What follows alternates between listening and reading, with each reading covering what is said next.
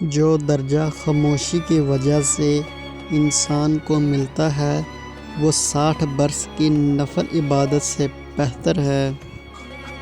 اللہ تعالیٰ جس کے ساتھ خیر و بلائی کا ارادہ کرتا ہے اس کو دین میں سمجھ عطا کر دیتا ہے۔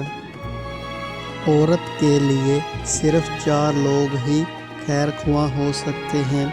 نمبر 1 باپ، نمبر 2 بیٹا، نمبر 3 بھائی، نمبر 4 ماں۔ ان کے علاوہ کسی سے بلائی کی امید رکھنا عورت کے لیے خطرناک ہے۔ وہ نکاح سب سے زیادہ بابرکت ہے جس میں اخراجات کم ہوں۔ جب کوئی شخص قرآن شریف پڑھتا ہے تو فرشتہ اس کے دونوں آنکھوں کے درمیان یعنی پیشانی کو احتراماً بوسہ دیتا ہے۔ سب سے افضل ذکر لا الہ الا اللہ ہے اور سب سے افضل دعا الحمدللہ ہے۔ صدقہ رب کے غصے کو بجھا دیتا ہے اور بری موت سے بچاتا ہے۔